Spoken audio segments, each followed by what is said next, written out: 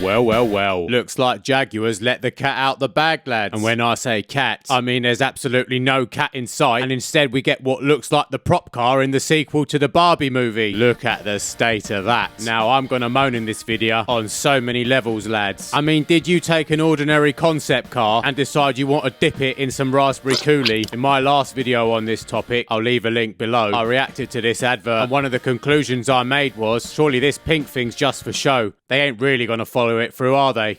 Boy, was I wrong. Let's have a look at the wheels then, shall we? Quite frankly, I think they look a bit silly. Don't get me wrong, lads. They don't look that bad, but we all know that tyre profile is much too minimal. Not exactly much cushioning there, is it? Just try and drive over some potholes in that thing, mate. We've got plenty of them in Great Britain. Oh yeah, you're not making this for British customers anymore, are ya? Don't forget to bring yourself a wheelchair. And where's that bloody cat gone? I'm still trying to find him. Has it escaped through the cat flap or something? Check out the length on that. Yes, Jaguar. We get it. You designed it to look like a big pink dildo, but something tells me your core audience ain't gonna like that. Let's take a look at the rear, lads.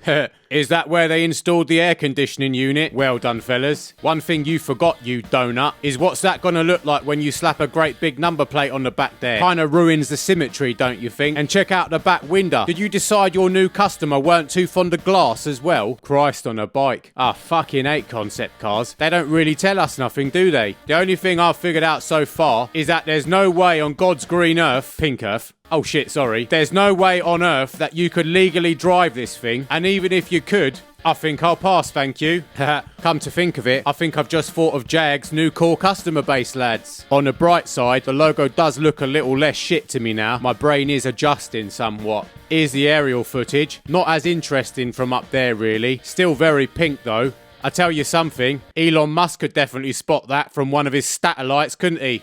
Lads, brace yourselves. Prepare for the worst thing you're going to see all day. And by that, I mean the interior. Look at the state on that. For a start, Jag, what issue exactly do you have with my spine? What is it with the lack of cushioning today? Speaking of the seats, where's the leather gone?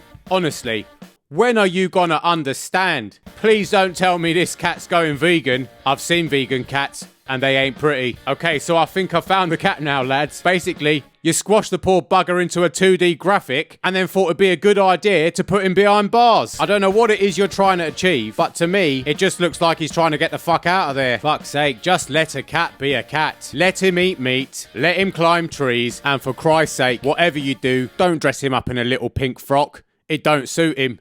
Let him keep his dignity, would ya? Dear Jaguar, this is the final nail in the coffin for me. You have broken my heart. I'd never look at that car and think this came from Britain. Question, should we start like a partition or something and get the British government involved to buy back Jag from Tata Motors? Because I tell you something, it's Tata to any brand heritage that you used to have. Well, not that that would actually mean anything in this country. Get real. Bosh.